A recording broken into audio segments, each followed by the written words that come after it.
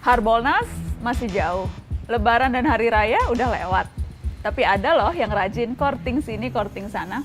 Bukan di mall atau marketplace. Obral courting ini sedang terjadi di pengadilan kita. Sekali lagi, pesta courting terjadi di Pengadilan Tinggi Jakarta. Masih ingat kan mereka memotong hukuman untuk Jaksa Pinangki Sirna Malasari? Sekarang mereka mengurangi hukuman untuk Joko Chandra. Terdakwa kasus penyuapan sederet pejabat di Kejaksaan Agung dan Kepolisian ini dapat potongan hukuman sebanyak 1 tahun penjara. Awalnya dihukum 4 tahun 6 bulan, sekarang jadi 3 tahun 6 bulan. Ya lumayan lah, 30% lebih diskonnya. Kalau kita lagi belanja, diskon 30% itu kan lumayan bisa bikin hilaf kan? Courtingan hukuman untuk Joko Chandra kali ini dengan alasan karena Joko sudah menjalani pidana penjara terkait kasus sebelumnya, pengalihan utang atau sesi Bank Bali di tahun 2009. Alasan lain, Joko juga sudah menyerahkan dana yang ada dalam escrow account Bank Bali sebesar 546 miliar rupiah. Duh, gimana sih? Fakta bahwa yang bersangkutan pernah terbukti bersalah melanggar hukum, kok jadi alasan hukuman berikutnya jadi lebih ringan? Orang yang pernah melanggar hukum ketika mengulangi lagi perbuatannya, mestinya dihukum lebih keras lagi dong. Apalagi kejahatan yang kedua ini untuk kabur dari hukuman kejahatan pertama. Jelas-jelas kejahatan kedua dilakukan untuk melecehkan hukum dan pengadilan. Kok malah jadi alasan untuk diberi keringanan? 4 dari 5 hakim yang mengkorting hukuman Joko Chandra ini juga hakim yang memotong hukuman Jaksa Pinangki. Ladies and gentlemen, please welcome Muhammad Yusuf sebagai Hakim Ketua, Haryono, Singgih Budi Prakoso, dan Reni Halid sebagai Hakim Anggota. Keempatnya sama-sama mengkorting hukuman Pinangki dan Joko Chandra. Nah, kalau Joko Chandra dikorting 30%, Pinangki ini kortingannya malah 60%. Dari 10 tahun menjadi 4 tahun. 60% dong. Kurang hilaf apa lagi coba kalau kita belanja diskonnya segitu. Satu hal lagi juga terungkap. Pinangki hingga akhir Juli ternyata belum juga dipindah ke lapas, tapi masih ditahan di rutan Kejaksaan Agung.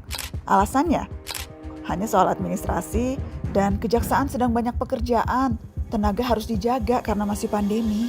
Jangan lupa, ada lagi yang barusan terima kemurahan hati juga. Juliari Batubara, mantan Menteri Sosial yang tersangkut kasus tilap menilap dana bansos. Ia dituntut 11 tahun penjara oleh jaksa dari KPK. Korupsi di tengah pandemi loh. Kurang buas apa lagi coba? Perlu digarisbawahi, jaksa yang menuntut 11 tahun itu dari KPK. Iya, KPK anak buahnya Pak Firly Bahuri. KPK yang sekarang itu, yang beberapa bulan lalu berani koar-koar soal hukuman mati mereka yang menilap uang rakyat di masa pandemi. Penegakan hukum ini soal bobot, soal ukuran, juga soal kepantasan. Yang pegang kendali memang hanya beberapa, tapi kita bisa menilai seberapa impas dan pantas. Akil Mohtar, Ketua Mahkamah Konstitusi yang tersangkut suap pemilu kada, bisa dituntut seumur hidup. Kenapa yang mencatut uang makannya rakyat miskin yang sedang terjepit karena pandemi, kok hanya 11 tahun? Repot ini, repot. Tujuan sanksi yang berat adalah memberi efek jerak, agar kita semua siapapun itu ngeri dengan hukumannya, agar siapapun jadi berpikir ratusan kali sebelum berbuat jahat.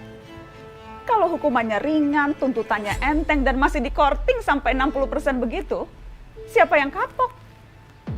Di mana-mana flash sale itu, diskonan itu, untuk mengundang orang datang dan belanja. Korting hukuman korupsi ini kan jadinya kayak undangan ya. Undangan untuk yuk, belanja yuk. Tapi belanjanya pakai uang rakyat, uang kita-kita juga. Kita lagi yang nombok, rakyat lagi yang harus urunan lewat pajak, urunan subsidi, dan ini beneran loh. Jadi, selama rentang 2001 sampai 2015, diperkirakan kerugian negara karena korupsi mencapai 203,9 triliun rupiah. Namun total hukuman finansial yang diberikan kepada koruptor hanya 10,42% saja atau hanya 21,26 triliun rupiah. Ini belum ngitung biaya sosial dari praktek korupsi. Kalau pakai hitungan ICW itu, 203,9 triliun dikurangi 21,26 triliun, negara masih nombok sekitar 182 triliun lebih. Siapa yang nombokin selisihnya? Ya siapa lagi selain kamu, saya, kita semua para pembayar pajak. Yang harus kapok kan para koruptor ya. Kok malah lama-lama kayak kita yang kapok ya?